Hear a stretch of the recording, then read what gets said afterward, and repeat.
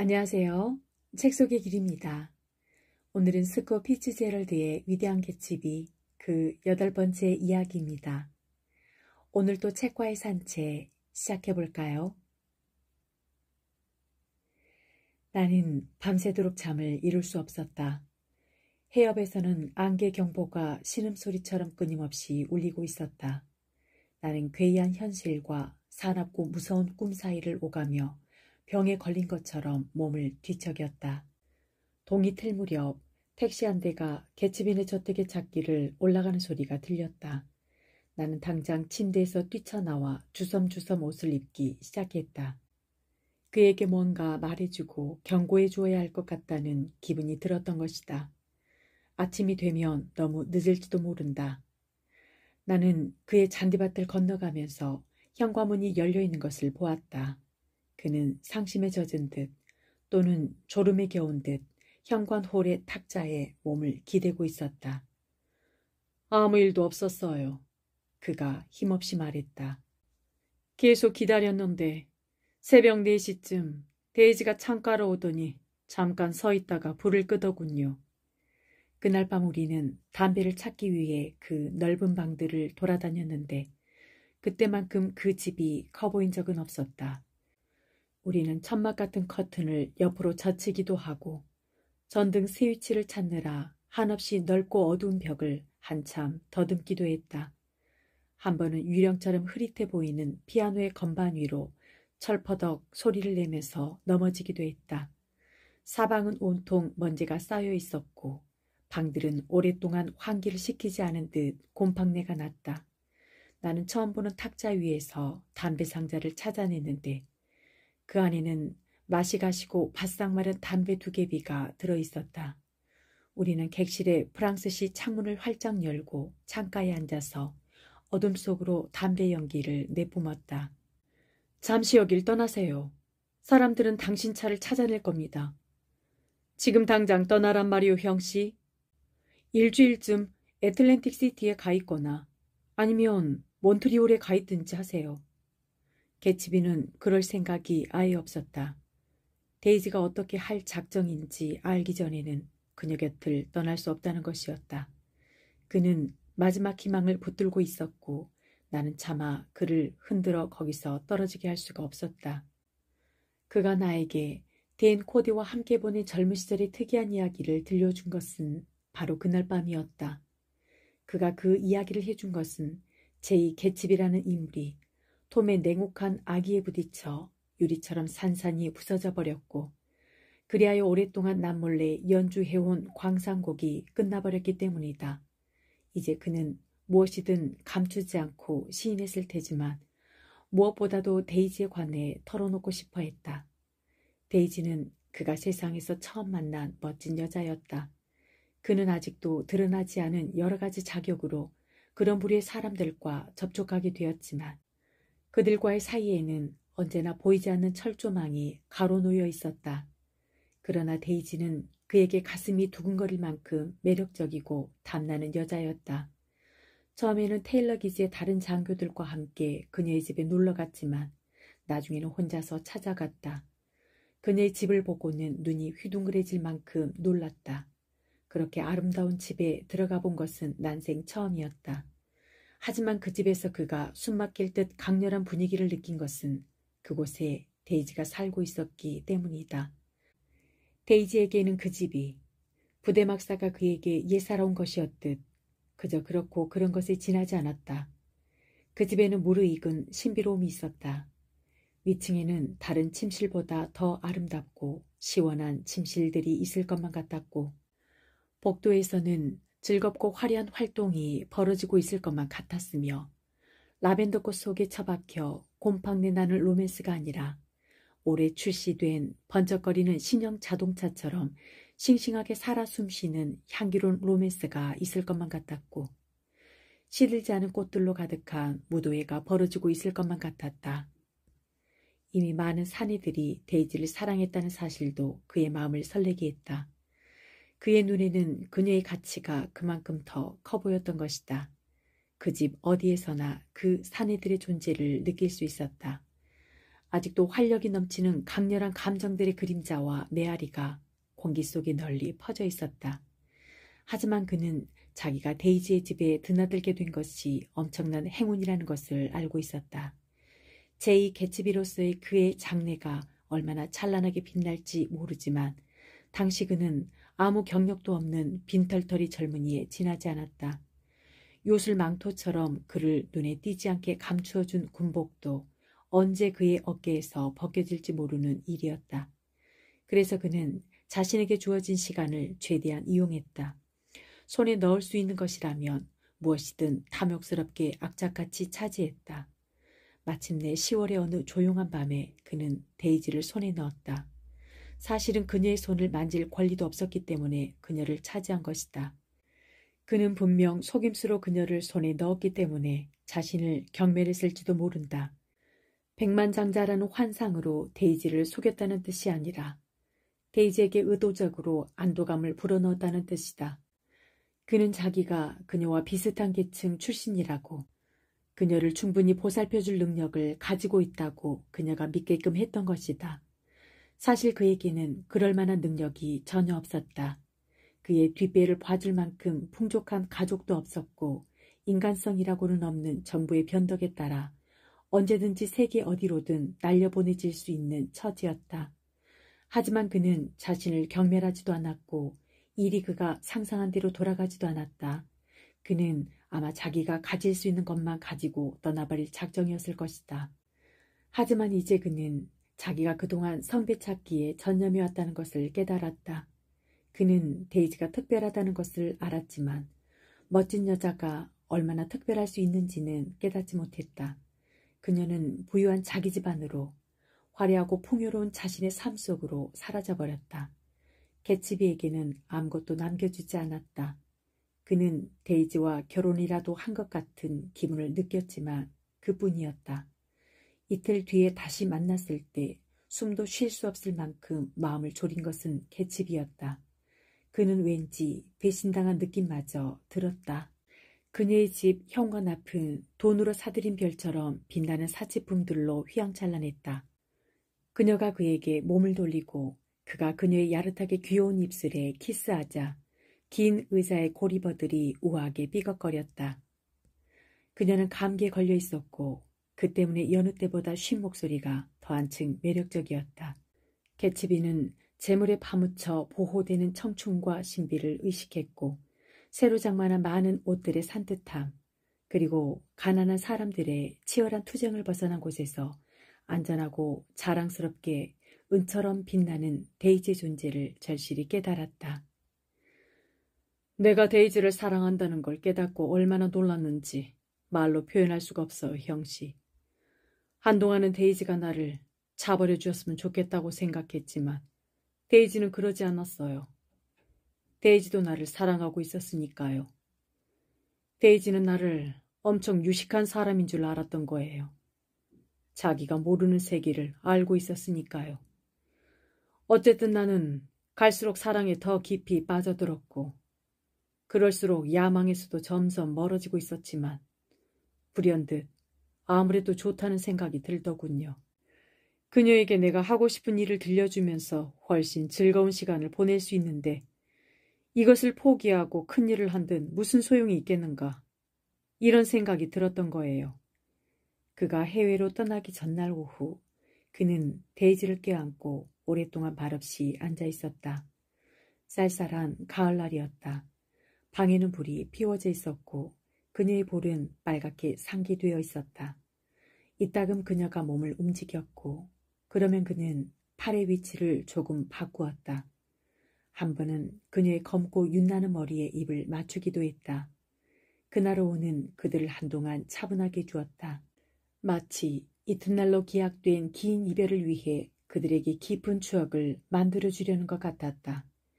그들이 사랑을 나눈 한 달 동안 데이지의 말없는 입술이 그의 코트 어깨를 스칠 때만큼 또는 그녀가 잠들어 있기라도 한 것처럼 그가 그녀의 손끝을 살며시 만질 때만큼 서로 가깝게 느낀 적도 없었고 서로의 마음이 더 깊이 통한 적도 없었다. 전쟁에서 그는 뛰어난 공훈을 세웠다. 전선에 나가기 전에는 대위였지만 아르곤 전투를 치른 뒤에는 소령으로 진급하여 사단의 기관총 부대를 지휘하게 되었다. 휴전이 되자 그는 귀국하려고 안간힘을 썼지만 무슨 사무착오나 오해 때문에 영국 옥스퍼드로 보내졌다. 이때 그는 걱정이 이만저만이 아니었다. 데이지의 편지에 초조한 절망감이 담겨 있었기 때문이다.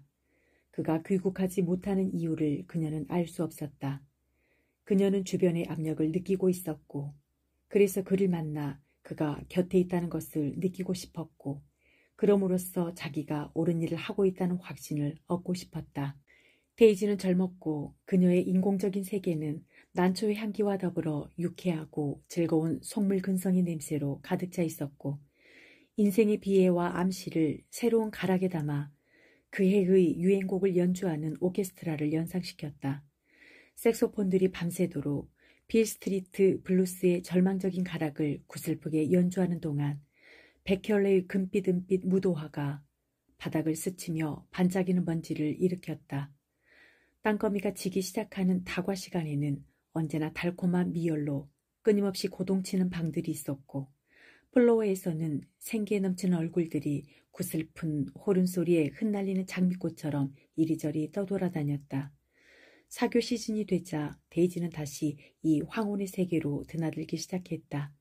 갑자기 그녀는 하루에 67명의 남자와 67번의 데이트를 하는 생활로 돌아갔고, 새벽이 되어서야 침대 옆 방바닥에서 시들어가는 난초들 사이에 구슬장식이 달린 야외복을 아무렇게나 벗어던진 채 걷잠이 들곤 하였다. 그러는 동안에도 그녀의 마음속에서는 무언가가 결정을 내리라고 외치고 있었다. 그녀는 자신의 인생이 당장 어떤 형태를 갖추기를 바랐다. 그런데 그 결정은 가까이에 있는 어떤 힘, 사랑이나 돈이나 명백한 현실에 의해 강제로 이루어질 수밖에 없는 그런 것이다. 봄이 한창일 무렵 톰 뷰캐넨의 출현으로 그 힘이 형태를 갖추게 되었다. 그의 풍모와 지위에는 건전한 부피감이 있었고, 그래서 데이지는 우쭐한 기분이 들었다. 물론 거기에는 어느 정도의 갈등이 있었고 어느 정도의 안도감도 있었다. 이런 사연을 담은 편지가 개츠비에게 날아온 것은 그가 아직 옥스퍼드에 있을 때였다. 이윽고 롱 아일랜드에 동이 텄다. 우리는 아래층을 돌아다니며 나머지 창들도 모두 열어젖혀 잿빛으로 변했다가 황금빛으로 변하는 햇빛을 집안에 가득히 채웠다. 나무 그림자 하나가 벼랑간 이슬을 가로질렀고, 유령 같은 새들이 푸른 나뭇잎 사이에서 지저귀기 시작했다. 대기 속에서 바람이라고도 할 수 없는 느리고 상쾌한 움직임이 일어나 이날의 날씨가 시원하고 화창하리라는 것을 약속해 주었다. 데이지가 톰을 사랑한 적이 있다고는 생각지 않아요. 개츠비는 창문에서 몸을 돌려 도전하듯 나를 바라보았다. 형씨도 생각나겠지만 어제 오후에 데이지는 몹시 흥분한 상태에 있었어요. 그자가 그런 식으로 얘기하니까 데이지가 놀랐던 거지요. 내가 무슨 시시한 사기꾼이라도 되는 것처럼 몰아붙였으니까요. 그래서 데이지는 자기가 무슨 말을 하고 있는지도 모르게 된 거예요. 그는 우울한 얼굴로 자리에 앉았다. 하기야, 신혼 때는 그자를 잠깐 사랑했을지도 모르지요. 하지만 그때도 역시 나를 더 사랑했어요. 아시겠어요? 그러고는 느닷없이 기묘한 말을 입 밖에 냈다. 어쨌거나 그건 개인적인 문제에 지나지 않았어요. 이 말을 도대체 어떻게 해석할 수 있을까? 이 사건을 떠올리는 그의 생각 속에는 헤아릴 수 없을 만큼 강렬한 감정이 숨겨져 있다고 생각하는 것 말고 이 말을 달리 해석할 수 있을까? 그가 프랑스에서 귀국했을 때 톰과 데이지는 아직 신혼여행 중이었다. 그래서 그는 군대에서 받은 마지막 봉급을 털어서 루이빌로 여행을 떠났다. 참담한 여행이지만 떠나지 않고는 배길 수 없었던 것이다. 루이빌에서 일주일쯤 머물면서 그는 11월 밤에 둘이 함께 거닐었던 거리를 걸었고, 그녀의 하얀 차를 타고 갔던 한적한 곳들을 다시 찾아가 보기도 했다. 데이지네 집이 그에게는 언제나 다른 집들보다 훨씬 신비롭고 즐거워 보였던 것처럼 그녀는 이제 그곳을 떠나고 없었지만 그 도시 자체에 대한 그의 느낌은 우울한 아름다움으로 가득 차 있었다. 좀 더 열심히 찾았다면 그녀를 찾을 수 있었을 텐데 하는 아쉬움을 느끼면서 그는 그곳을 떠났다. 어쩐지 그녀를 혼자 남겨두고 떠나는 기분이었다. 보통 객차는 몹시 무더웠다. 그는 객차 끝에 승강구로 나가서 접의자에 앉았다. 정거장이 미끄러지듯 멀어지고 낯선 건물들의 뒷모습이 지나갔다. 이윽고 봄의 들판으로 나서자 열차는 잠시 노란색 전차와 경주하듯 나란히 달렸다. 전차에 탄 사람들은 우연히 지나가던 길거리에서 데이지의 하얗고 매력적인 얼굴을 한 번쯤 보았을지도 모른다.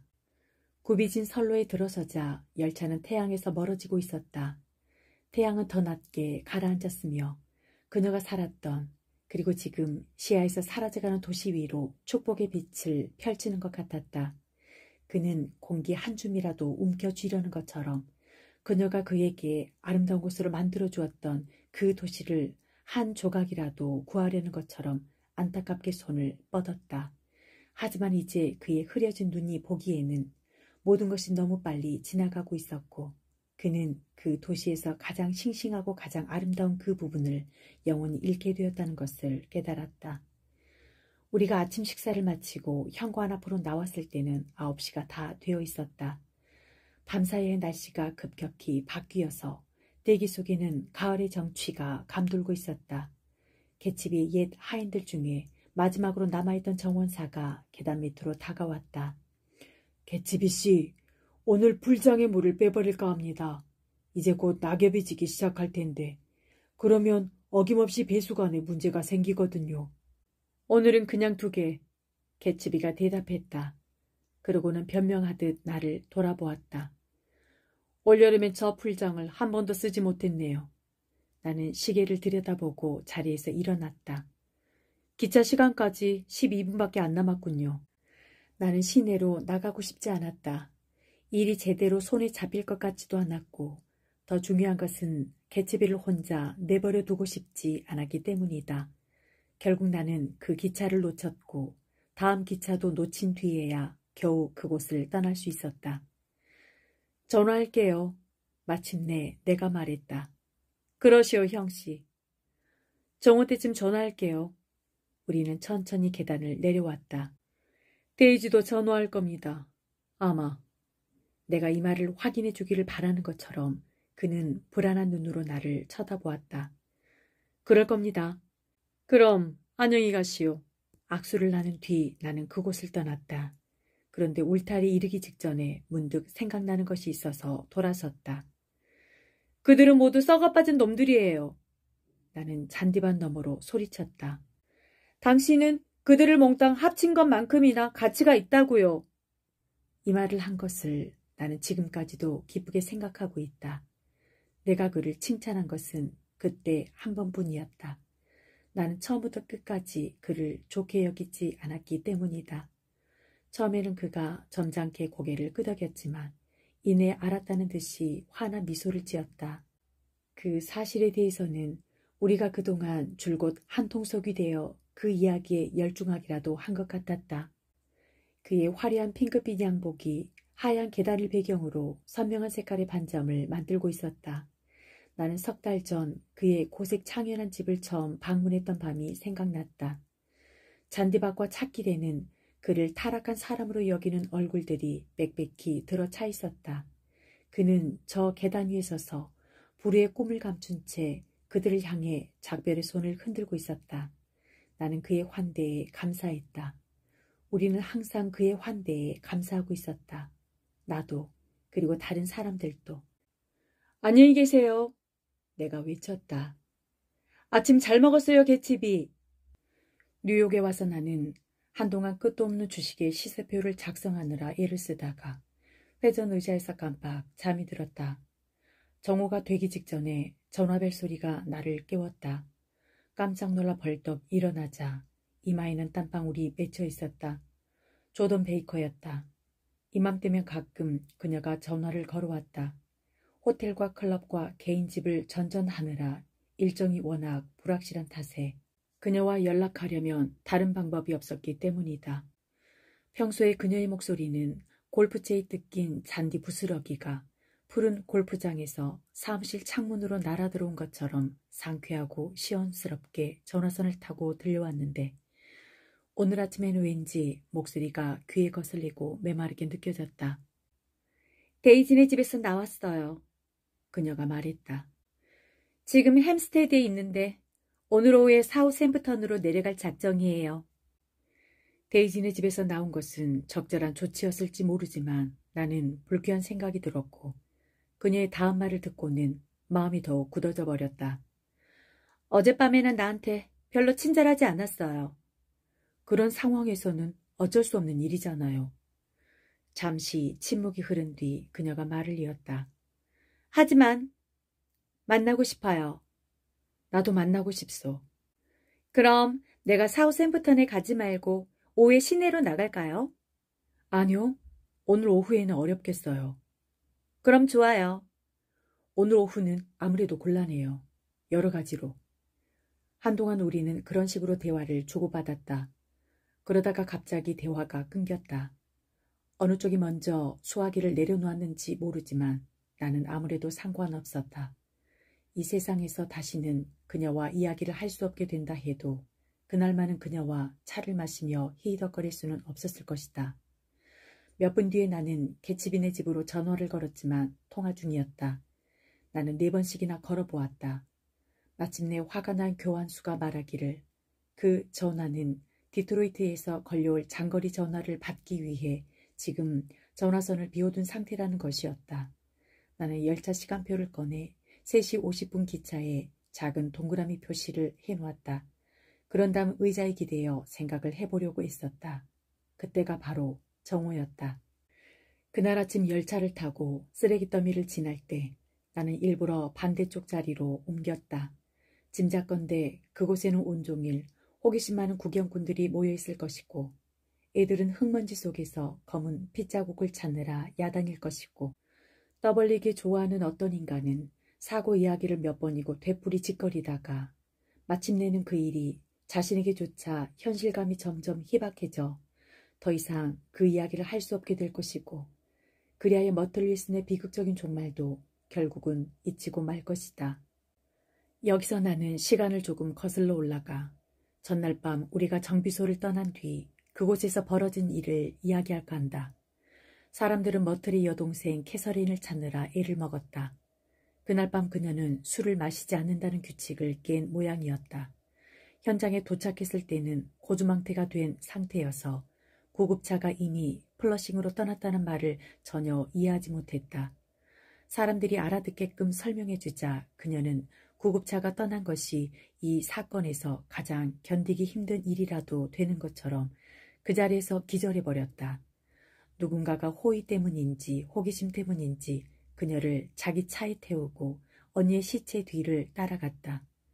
자정이 훨씬 지날 때까지 새로운 구경꾼이 계속해서 정비소 앞으로 밀어닥쳤고 조지 윌슨은 정비소 안의 소파에 앉아서 몸을 앞뒤로 흔들어대고 있었다. 사무실 문은 한동안 열려 있어서 정비소 안에 들어간 사람은 누구나 그 열린 문을 통해 사무실 안을 기웃거리지 않을 수 없었다.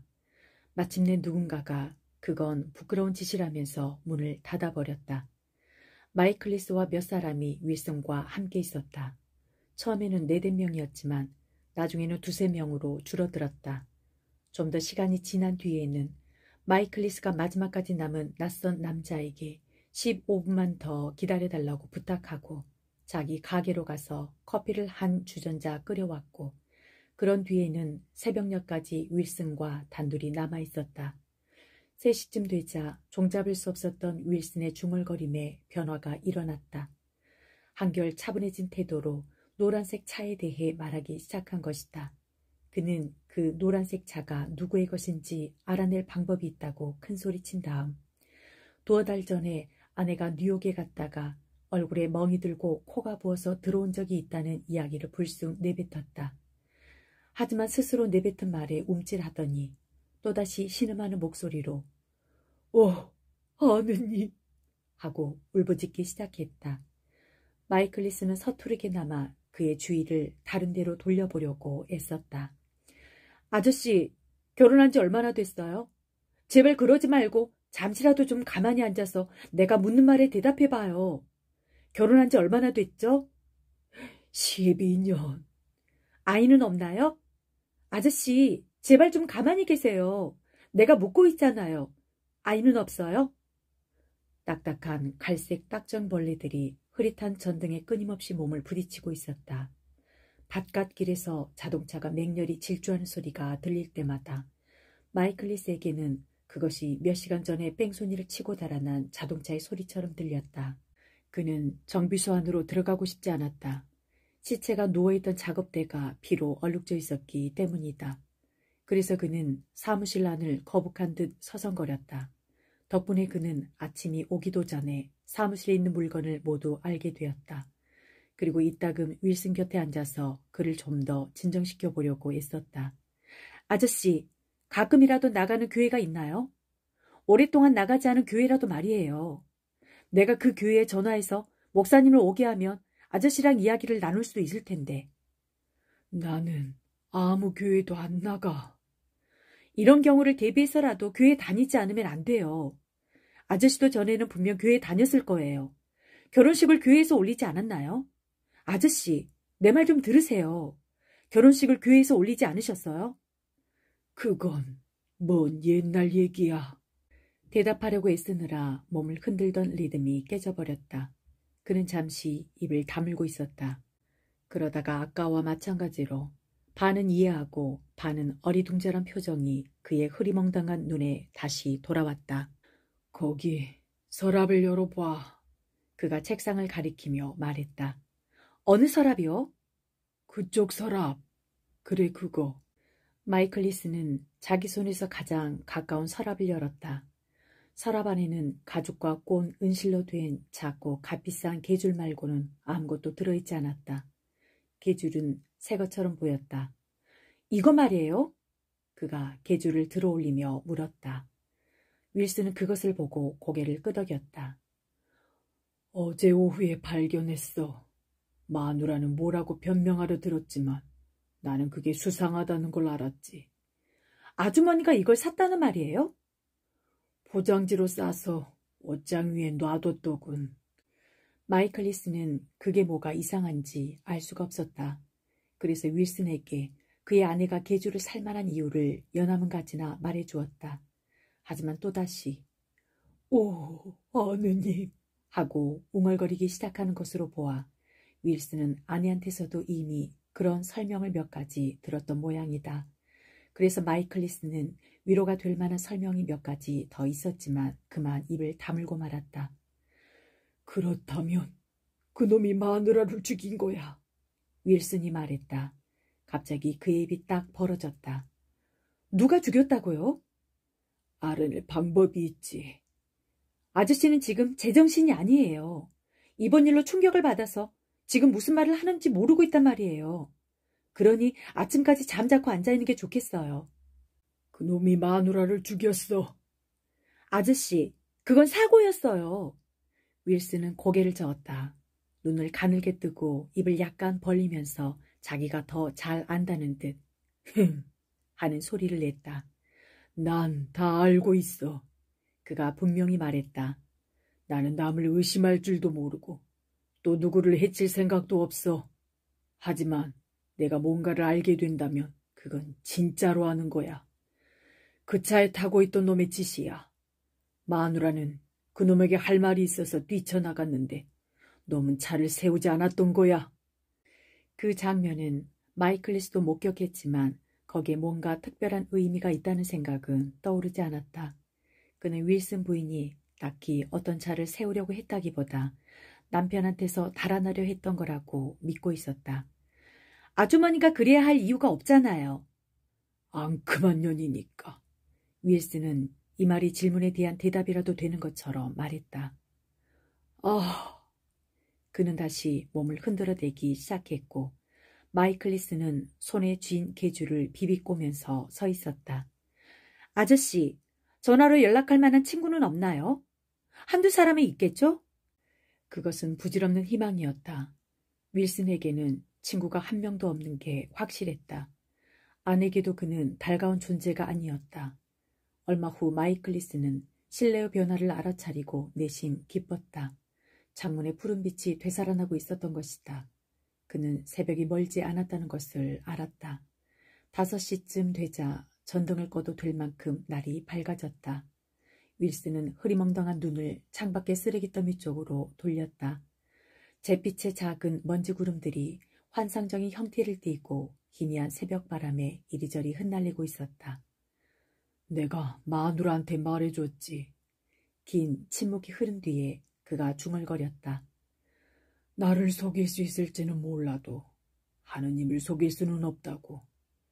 나는 마누라를 창가로 끌고 갔어. 그는 간신히 일어나 뒤쪽 창문으로 걸어가더니 몸을 기울여 유리창의 얼굴을 눌러댔다. 그리고 말했지. 하느님은 당신이 무슨 짓을 하고 있는지 알아. 당신이 하고 있는 짓을 다 안다고. 당신은 나를 속일 수 있을지 몰라도 하느님은 못 속여. 하고 말이야. 그의 등 뒤로 다가선 마이클리스는 윌슨이 TJ 에클버그 박사의 눈을 바라보고 있다는 것을 알고 깜짝 놀랐다. 박사의 눈은 때마침 걷히고 있는 어둠 속에서 그 창백하고 거대한 모습을 막 드러낸 참이었다. 하느님은 모든 것을 보고 계셔. 윌슨이 중얼거렸다. 저건 광고판이에요. 마이클리스가 그에게 사실을 말해주었다. 그리고 무엇 때문인지 그는 창문에서 눈길을 돌려 방 안을 둘러보았다. 그러나 윌슨은 유리창에 얼굴을 바싹 들이대고 어스름을 향해 고개를 끄덕이며 그곳에 한참 동안 서 있었다. 6시쯤 됐을 때 마이클리스는 완전히 지쳐버렸다. 그래서 밖에 자동차가 멈추는 소리가 들리자 더욱 반가웠다. 간밤에 함께 자리를 지킨 사람들 가운데 하나였는데 또 오겠다고 한 약속을 지킨 것이었다. 그래서 마이클리스는 3사람분의 아침 식사를 만들었지만 그 남자와 둘이서만 먹었다. 윌슨은 이제 한결 조용해졌고 마이클리스는 자기 집으로 가서 잠을 잤다. 4시간 뒤에 깨어나 허둥지둥 정비소로 돌아와 보니 윌슨은 어디론가 사라지고 없었다. 윌슨의 행적을 나중에 추적해보니 그는 우선 루스벨트 항으로 갔다가 게지일로 갔는데 거기서 샌드위치를 샀지만 먹지 않고 대신 커피 한 잔을 사 마셨다. 정오가 지난 뒤에야 게지일에 도착한 것으로 미루어 보아 그는 지쳐서 천천히 걸었음이 분명하다. 여기까지는 그가 어떻게 시간을 보냈는지 설명하기가 전혀 어렵지 않다.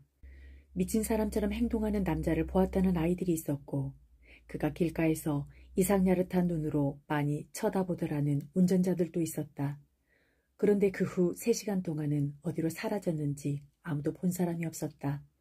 그가 마이클리스에게 알아낼 방법이 있다고 말한 것을 근거로 경찰은 윌슨이 그 일대의 정비소를 일일이 찾아다니며 노란색 차에 대해 수소문하면서 시간을 보냈을 거라고 추측했다. 하지만 그를 보았다는 정비소 사람들은 한 명도 나타나지 않았다. 아마 윌슨에게는 알고 싶은 것을 더 쉽고 확실하게 알아내는 방법이 있었던 모양이다. 어쨌든 늦어도 2시 반에 그는 웨스트에게 나타났고 누군가에게 개츠비의 집으로 가는 길을 물었다고 한다. 그러니까 그때쯤에는 이미 개츠비의 이름을 알고 있었던 것이다. 2시에 개츠비는 수영복으로 갈아입고 풀장에 있을 테니 누구한테서든 전화가 오면 알려달라고 집사에게 일러두었다. 그는 여름 동안 손님들이 즐겼던 에어 매트리스를 가지러 자고에 들렀고 운전기사가 그를 도와 매트리스에 바람을 넣었다. 그런 다음 그는 무슨 일이 있어도 오픈카를 밖에 꺼내놓지 말라고 운전기사에게 지시했는데 앞쪽의 우측 팬더는 수리할 필요가 있었기 때문에 운전기사는 의아하게 생각했다. 개츠비는 매트리스를 어깨에 메고 풀장 쪽으로 걸어갔다. 도중에 한 번 걸음을 멈추고 매트리스의 위치를 약간 바꾸었다. 운전기사가 도와드릴까요? 하고 물었지만 그는 고개를 저었다. 그러고는 이내 노랗게 물들어가는 나무들 사이로 모습을 감추었다. 전화는 한 번도 걸려오지 않았다. 하지만 집사는 낮잠까지 걸으면서 4시까지 전화를 기다렸다. 설사 전화가 왔다 해도 전해줄 사람이 없어진 지 한참 뒤에까지 기다린 셈이었다. 갯집이 자신도 전화가 걸려올 것을 기대하지 않았을 거라는 생각이 든다. 어쩌면 전화에 대한 관심을 접었는지도 모른다.